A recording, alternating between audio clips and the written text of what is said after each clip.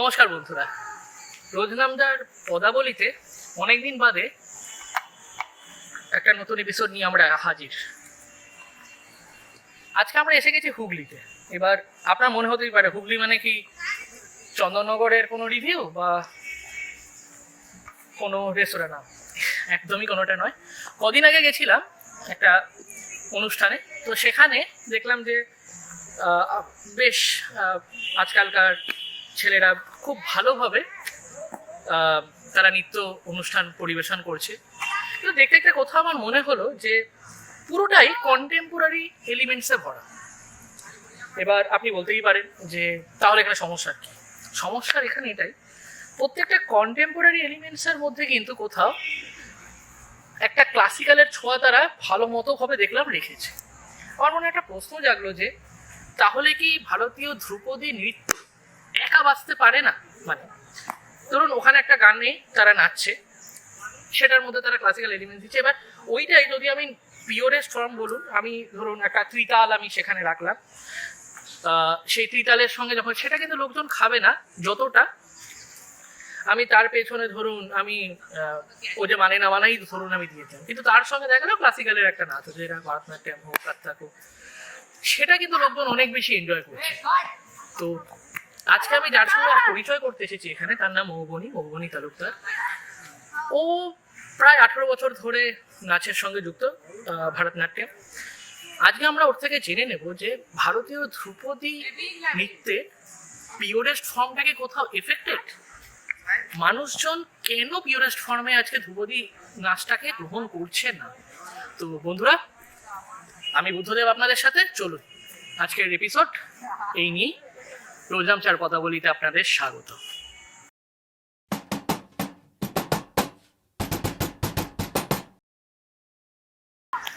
নমস্কার। রোজনাম চার কথা বলিতে তোমাকে স্বাগত। তো মৌমনি, আমাদের বা অনেকেরই এটা একটা প্রশ্ন মনে জেগেছে, আচ্ছা সেখানে পড়ে যাবো। আগে তোমার পরিচয়, নাচের সঙ্গে কিভাবে ভালোবাসা? বাকি 5 জনের মতনই ছোটবেলা থেকে পড়াশোনার সাথে সাথে নাচ গান আবৃত্তি মানুষ যেরকম শেখে সেরকম ভাবে শেখানো হয়েছে। তারপর নাচটার প্রতি একটা অদ্ভুত ভালোবাসা গ্রো করে, তারপর সেখান থেকে নাচটাকে নিয়ে আরো ভালোভাবে আমি এগোই।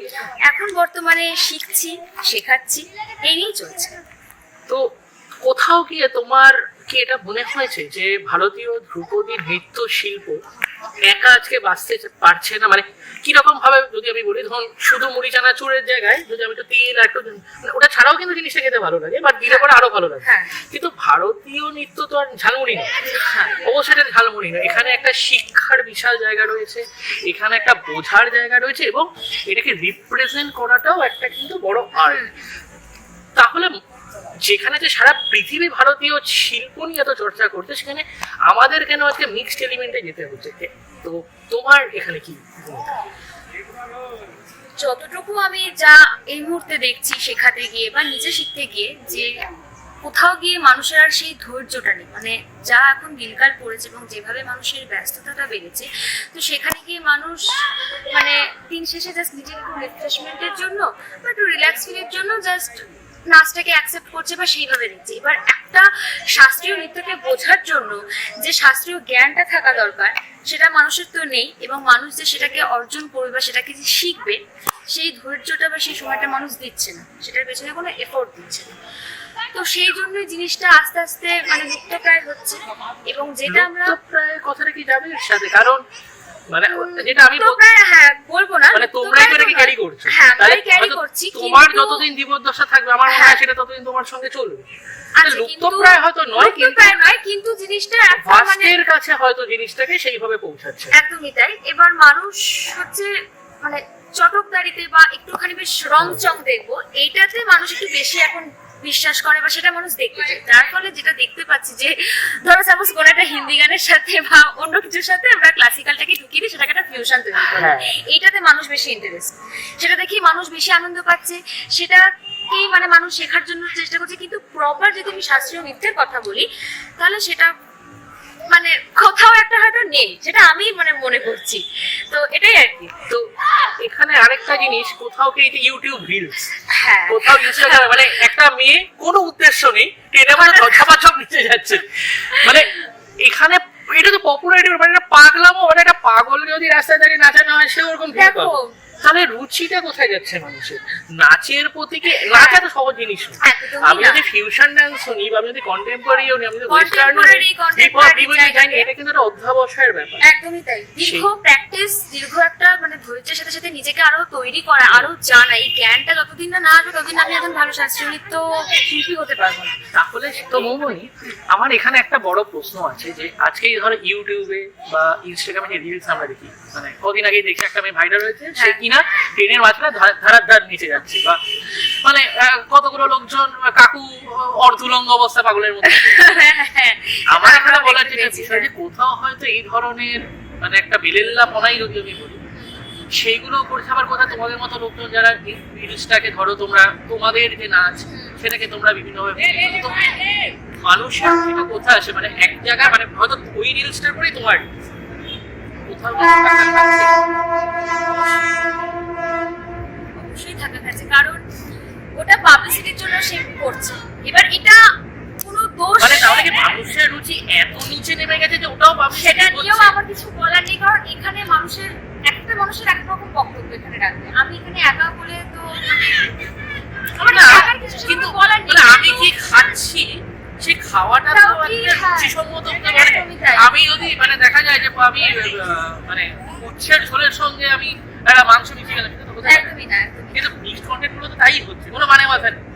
খুব কম মানুষ এখন যারা আছে, যারা প্রকৃত শাস্ত্রীয় নৃত্য বলো বা শাস্ত্রীয় সঙ্গীত বলো, সেটাকে প্রায়োরিটি দিচ্ছে এবং তারা একটু সময় নিয়ে ধৈর্য নিয়ে একটু যখন দেখছে হঠাৎ করে না দেখো আচ্ছা জিনিসটা, কিন্তু 99% মানুষের সেই সময়টা ব্যবহার করে। তাহলে এটা কি সম্পূর্ণভাবে দর্শকদের দোষ?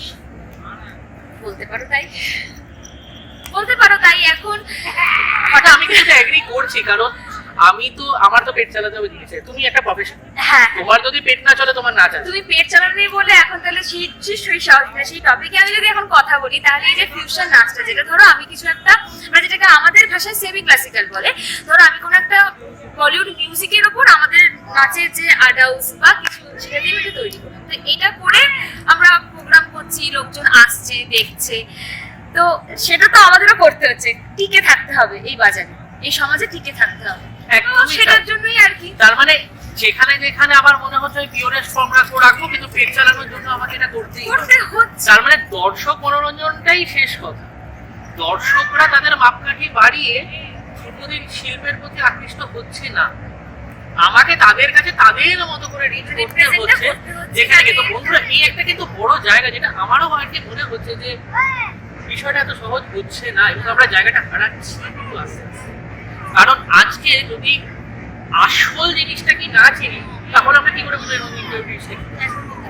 তো কারণ তোমার আমাদের শাস্ত্রীয় নৃত্যের যে গান, যে তাল, যে লয়, এটা তো সবাই বেকার, এটা তো সবাই বেকার। সেটাকে তো জানতে হবে। সেটা যদি আমি নাই জানি, তাহলে তো প্রকৃত শাস্ত্রীয় নৃত্যটা কি বা সঙ্গীত যাই বলতে না কেন, সেটা তাহলে বুঝবে না। হ্যাঁ, মানে সবাই একটা নাচ ঘটনা করতে আপনাদের পারবে। বলি, যখন আমরা আর কি শুটিং করছিলাম, তো মোমনি তখন ওর ঘুঙুরটা পড়ছিল, যখন ও ঘুঙুরটা পড়লো, আগে চটিটা খুলে রাখলো, দেখে ঘুঙুরটা পড়ার পরে আপনি মাঠটা দেখতে পাচ্ছেন খুব পরিষ্কার নয়, ও কিন্তু এই গোটা মাঠ খালি পায়ে ঘুরেছে। যখন শুটিং শেষ হয়েছে তখন ওটা পরে চটিটা পড়েছে। তো এটাকেই মনে হয় ডেডিকেশন বলে, এটাকেই পুজো বলে, এটাকেই ভালোবাসা বলে। মোমন, তোমার বয়স 22, হ্যাঁ, তুমি এমন একটা জেনারেশনে বিলং করো যেখানে 3 মিনিট ম্যাগিটাই বেশি চলে। তো সেই সেই ঝালমুড়ির দেশে তুমি কিভাবে তোমার নাচটাকে লোকের মধ্যে প্রসার করতে চাইছো?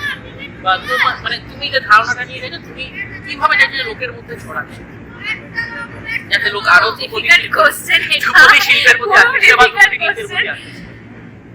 আমি চেষ্টা করব, আমি যেভাবে করবো না করছি? করছি এখন Present continuous tense, আমি যেভাবে নিজে ছোটবেলা থেকে নাচটাকে ভালোবেসে শিখেছি, আমি ইম্পর্টেন্সটা বুঝেছি, আমি চেষ্টা করবো আমার এরপর যে নেক্সট জেনারেশন তারাও সেটাকে শিখুক, জানুক, বুঝুক, একটু সময় দিক। পড়াশোনা এবং মানে একাডেমিক লাইন যারা যেভাবে এগোনো, সবাই একটা ড্রিম নিয়ে এগোয়, তো অনেক কম জনকে আমি দেখতে পাই যারা নাচ গান বা আবৃত্তি বাংলা যেটাকে অ্যাজ এ প্রফেশনাল হিসেবে সেটাকে নিয়ে এগোয়। অনেক খুব কম জন ডিফিকাল্ট কিন্তু আমাদের আছে। মতো হ্যাঁ, একদমই দেশে, তাই। তো যেখানে শিল্পের কোনো কদরই নেই। তুমি যতক্ষণ না নাম্বার 1 হচ্ছ, তোমাকে ততক্ষণ অবধি কেউ কেউ তোমাকে আমাকে দেখবে। প্রচার দেবে যখন আমি নাম্বার 1 হচ্ছে তখন আচ্ছা ও এখান থেকে এই ব্যাপারটা আসে। একদমই তাই। তো আমি এই ব্যাপারটা নিয়ে বেশি কিছু বলবো না, আমার একটাই খালি বক্তব্য যে নাচটাকে সম্পর্কে ভালোভাবে জানো, প্রকৃত শাস্ত্রীয় জিনিসটাই ক্লাসিক্যাল যেটা, সেটা আগে ভালো করে জানো। সেটা আমরা ক্লাসিক্যাল কেন, কন্টেম্পোরারিও বলতে পারি বা হিপ হপ ওয়েস্টার্ন যেটাই বলতে পারি, সেটা আগে ভালোভাবে আগে জানো, সেটার সম্পর্কে একটু ভালো করে একটা বোঝো, ন্যূনতম শেখো। পড়াশোনা। একটা ন্যূনতম পড়াশোনা, এক্স্যাক্টলি। তারপর তুমি সেটা নিয়ে আরো হিউজ কিছু করো বা সেটার উপর আরো মানে কাজ করো। তোমার কথায় দুটো জিনিস আমি অন্তত আজকে বুঝতে পারলাম, বা আমার আজকে হুগলি আসাটা সার্থক হলো। সেটা হচ্ছে যে প্রথম জিনিস, নৃত্যের জায়গায় থাকবে, কিন্তু যেহেতু মানুষের রুচিটা বদলাচ্ছে এবং মানুষের কাছে সময়ও কম, যেখান থেকে তাদের হয়তো এই বিষয়গুলো নিয়ে একটু চর্চা করারও সময় কম আসছে, তো শিল্পীদের তো বেঁচে থাকতে হবে, না খেলে তো আর শিল্প। তো সেই জায়গাটার আমাদের একটা কম্প্রোমাইজ করতেই হবে, কিন্তু কোথাও হয়তো তোমাদের মতো মানুষজনের হাত ধরে বা তোমাদের জেনারেশনটাও হয়তো এই শিল্পটাকে এগিয়ে নিয়ে যাচ্ছে, এবং এটা একটা ভীষণ পজিটিভ। আমি তো অন্তত এটা বুঝলাম। আর সেকেন্ড জিনিস হচ্ছে, যতই বাজারে ঝালমুড়ি থাকুক, মানুষজন কিন্তু ভালো বিরিয়ানির জন্য আরসালা নামি নিয়ে কিন্তু যায়। হ্যাঁ, এটা ঠিক। ঠিক আছে, ভালো জিনিসের কিন্তু কদর সব সময় থাকবে।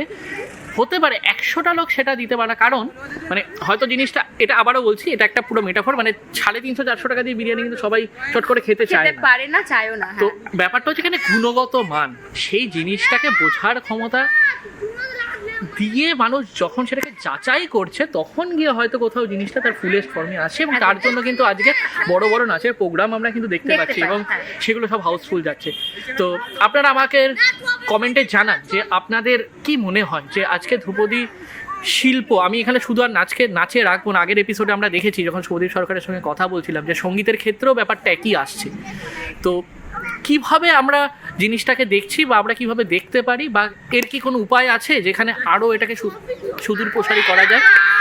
ক্যামেরার ওপারে আজকে অয়ন, আর সাথে আমি বুদ্ধদেব। আশা করি আপনাদের ভালো লাগলো। মৌমনি, অসংখ্য ধন্যবাদ সময় দেওয়ার জন্য। ওর চ্যানেলে ফলোরা করবেন একটু, এবং খুব ভালো ভালো নাচ কিন্তু ও অ্যাজ আ রিলস তুলে ধরে। তো আবার দেখা হবে অন্য কোনো একটি এপিসোডে। নমস্কার।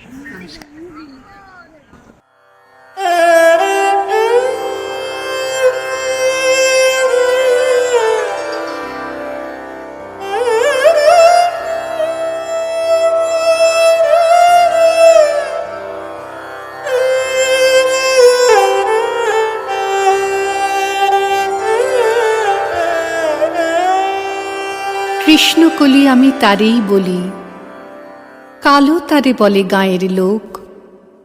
মেঘলা দিনে দেখেছিলেম মাঠে, কালো মেয়ের কালো হরিণ চোখ।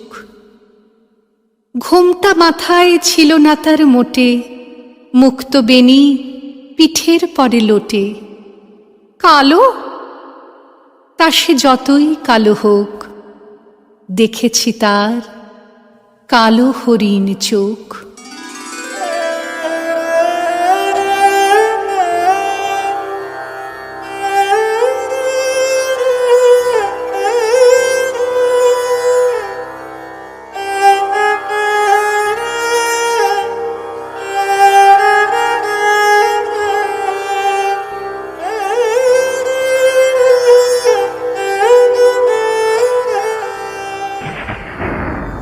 কৃষ্ণকলি আমি তারে বলি, কৃষ্ণকলি আমি তারে বলি, কালো তারে বলে গায়ের লোক।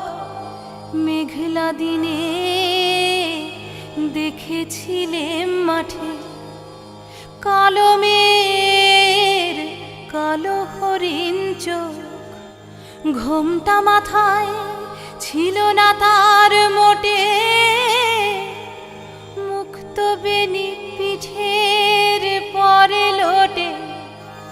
ঘোমটা মাথায় ছিল না তার মোটে, মুক্ত বেনি পিঠের পরে লোটে। কালো, তা সে যতই কালো হোক, দেখেছি তার কালো হরিণ চোখ। কৃষ্ণকলি আমি তারে বলি। ঘন মেঘে আধার হলো দেখে, ডাকতে ছিল শ্যামল দুটি গাই। শ্যামা মেয়ে ব্যস্ত ব্যাকুল পদে, কুটির হতে ত্রস্ত এলো তাই। আকাশ পানে হানি যুগাল ভুরু, শুনলে বারেক মেঘের গুরু গুরু। আকাশ পানে হানি যুগাল ভুরু, শুনলে বারেক মেঘের গুরু গুরু। কালো, তা সে যতই কালো হোক, দেখেছি তার কালো হরিণ চোখ। কৃষ্ণকলি আমি তারে বলি।